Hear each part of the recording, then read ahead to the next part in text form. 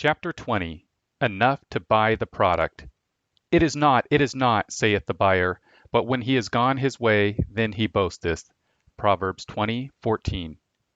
Once again, Hazlitt returned to the issue of government price fixing. In chapters 13, 15, 16, 18, and 19, price fixing was in the form of price floors. It is in this chapter too. In this variation on the same theme, price floors, Hazlitt invoked a slogan which is rarely heard any longer. Workers must be able to buy back their product. It was never widely heard. He said that there were two sources of this slogan, Marxists and labor union leaders. Today, Marxism is dead, and most labor unions are too. So we no longer hear the argument. Hazlitt did not say what the defenders of this idea proposed as a solution. Is the government supposed to raise the wages of workers by decree? All workers? Just some workers? By what percentage? The promoters of this idea never said what they meant. This is one reason why the slogan never caught on. Hazlitt argued that this argument was a variant of the just price doctrine of the medieval world. Wages had to be just, the theologian said, meaning ethically righteous, meaning fair. But what is fair? The serious theologians of the Middle Ages, including Thomas Aquinas, recognized this problem, and they generally argued that market prices are just most of the time. Orthodox Marxist theorists never argued for economic justice. Marx argued that all morality is simply window dressing for class economic interests. The orthodox Marxist did not think that any tinkering with market prices by the state could solve the inherent economic problems of capitalism. Only proletarian revolution would. They never talked about how prices would be set in the world beyond the proletarian revolution. Neither did Marx. This left labor union spokesmen as the promoters of this idea. The best statement of this idea was made by Walter Reuther, the head of the United Auto Workers Union. He also was the head of the Congress of Industrial Organizations, CIO, the more militant of the two major American labor unions, the other being the AFL, American Federation of Labor. Reuther said this years after Hazlitt wrote the book. At a meeting at the Ford Motor Company in 1954, this exchange supposedly took place. It was published in 1955. CIO President Walter Reuther was being shown through the Ford Motor plant in Cleveland recently. A company official proudly pointed to some new automatically controlled machines and asked Reuther, "How are you going to collect union dues from these guys?" Reuther replied, "How are you going to get them to buy Fords?" Reuther cited variants of this exchange in subsequent speeches. The original is close enough for economic analysis. We hear the same arguments today with respect to robotics and computerization, but no one today thinks the problem can be solved by hiking wages by law. The fear today is future massive unemployment at any wage level.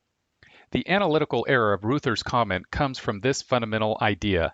Capitalist employers are exploiting workers by using machines to replace them. We have heard this warning for several centuries. Machines do not buy anything. Workers buy things. The economic question is this: are workers paid the value of their contribution to the production process? If not, why not? More to the point, if not, how not? In a competitive market, how is it that one employer can exploit workers by not paying them what they are worth? Why don't rival employers raid the exploiter's operation by offering higher wages? This takes us back to the issue raised by Hazlitt in so many chapters. How are prices formed in a free market? Then there is this follow-up question. If the state interferes with this price-setting process, what will be the result? As always, I begin with the question of ownership, which is a legal issue that has economic ramifications. The reason why I repeat the following two sections is this.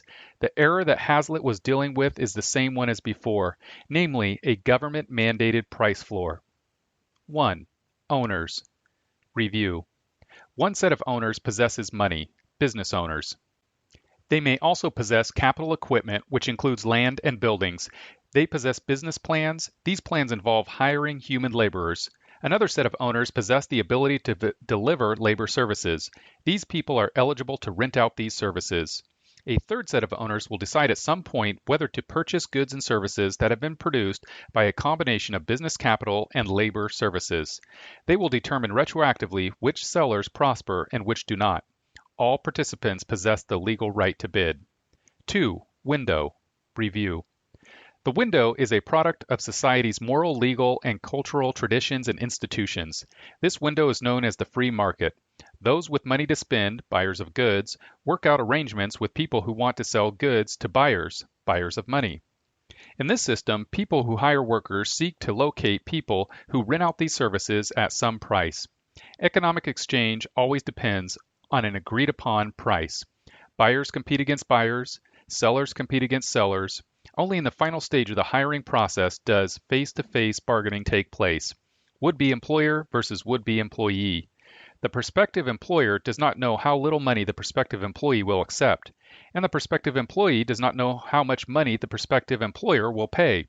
In this zone of ignorance, there may be negotiating, but probably not. Time is not a free resource. Employers usually make this offer: take it or leave it. I am too busy to negotiate. The employer acts as an economic agent of future customers. He will give them an opportunity to buy the output of his production process. The employer also acts as an economic agent of his employees. In order to earn money, employees must sell their services to customers. The employees do not know how to market their services directly to customers, but the employer believes that he does. So confident is the employer that he is willing to pay money to the employees to perform certain tasks, irrespective of the near-term decisions of customers. The business pays these employees until the lack of customers makes it evident to the employer that he has misjudged customer demand. Only then will he fire some or all of his employees. The wage is a signal to other workers and other employers regarding the prevailing conditions of supply and demand. If this wage is a market clearing wage, there will be no rival workers offering to work for a lower wage for the same job, and there will be no rival employers offering to pay more. 3. Stone. Hazlitt did not describe the stone. He argued that critics also never described it. How are we to know, however, precisely when labor does have enough to buy back the product, or when it has more than enough? How are we to determine just what the right sum is? As the champions of the doctrine do not seem to have made any clear effort to answer such questions, we are obliged to try and find the answers for ourselves. He argued that the idea of a lack of purchasing power by workers is a variation of what he called the purchasing power argument. Capitalism supposedly withholds from workers the full value of their production. This was Marx's argument, although Hazlitt did not identify it here. The argument regarding surplus value. Hazlitt zeroed in on the error. In an exchange economy, everybody's income is somebody else's cost. Every increase in hourly wages, unless or until compensated by an equal increase in hourly productivity, is an increase in cost of production. This stone is another variant of every intervention by the state to secure wages that are higher than what are produced by the free market system of supply and demand. 4. Costs. Hazlitt returned to his familiar critique of government price fixing. This brings us to the general meaning and effect of economic equilibrium. Equilibrium wages and prices are the wages and prices that equalize supply and demand. If either through government or private coercion, an attempt is made to lift prices above their equilibrium level, demand is reduced and therefore production is reduced. If an attempt is made to push prices below their equilibrium level, the consequent reduction or wiping out of profits will mean a falling off of supply or new production. Therefore, an attempt to force prices either above or below their equilibrium levels, which are the levels toward which a free market consistently tends to bring them, will act to reduce the volume of employment and production below what it would otherwise have been. This is the standard argument against price controls in all systems of free market economics. He referred to equilibrium prices. Equilibrium is a concept of physics. He meant market clearing. Everyone who wants to buy at this price can do so, and everyone who wants to sell at this price can do so. There is neither excess demand nor excess supply. Only one price will produce this result. Therefore, any attempt by politicians or bureaucrats to set a price higher or lower will produce excess. A price floor will produce excess supply over demand. The high official price lures sellers and drives away buyers. A price ceiling will produce excess demand over supply. The low official price lures buyers and drives away sellers. If the state sets wages higher than the free market would produce, there will be unemployed laborers. Why? because the law drives up production costs. Businesses fire workers who do not provide sufficient output to justify keeping them on the payroll. This is another version of a minimum wage law. In this case, however, it may not apply to all jobs. It may apply only to some jobs. The promoters of the slogan never said. Hazlitt also added a discussion of monetary inflation. If the central bank creates fiat money, the price level will rise. Then there may not be unemployment. The artificially high wages will then not purchase as many goods as before. This means that real wages have fallen. Although he did not say this, his discussion meant this. If real wages fall, then we are back to square one. The market has established a market clearing price. So the critics will complain again. Labor is still not able to buy back its output. 5. Consequences. The consequences of this idea were minimal. Almost no one ever understood it. It did not affect government economic policy in the form that we read it here. The critics were never clear on how high specific wages should be forced up by law. If you do a web search for the phrase, buy back the product, and also search for wages, you will find that most of the hits are links to this chapter of Hazlitt's book. In retrospect, he did more to give life to this slogan than any labor union leader, and surely more than any Marxist. Conclusions. Chapter 17 is the most jumbled chapter in the book. Hazlitt gave lots of unconnected examples. They are difficult to follow. An example, the belief that the price increases would be substantially less than that rests on two main fallacies. The first is that of looking only at the direct labor cost of a particular firm or industry and assuming these to represent all the labor cost involved. But this is the elementary error of mistaking a part for the whole. Each industry represents not only just one section of the productive process considered horizontally, but just one section of that process considered vertically. Thus, the direct labor cost of making automobiles in the automobile factories themselves may be less than a third, say, of the total cost, and this may lead the incautious to conclude that a 30% increase in wages would lead to only a 10% increase or less in automobile prices. This is not clear. He neglected to go for the jugular. He did not offer this response, which is my response. In a free market economy, workers are paid enough to buy their production. Through competitive bidding, employers versus employers, workers versus workers, each factor of production is paid what most people think it is worth. There may be an error, but it will be corrected when an entrepreneur exploits this error by buying low in order to sell high. A worker who participates in any production process will be paid the full value of his unique contribution to total output. If he is not, then another employer will lure him away with a higher wage. This is the traditional response of free market economists to the critics' ancient analytical error. Capitalism's critics ignore the competitive bidding process, where suppliers of labor compete against each other and buyers of labor compete against each other. Out of this objective price competition come specific wages for specific workers. Hazlitt here avoided the analytical question, how are wages set? He identified one economic cost to society. If the government imposes additional cost of production by raising legal wages, the result will be reduced production.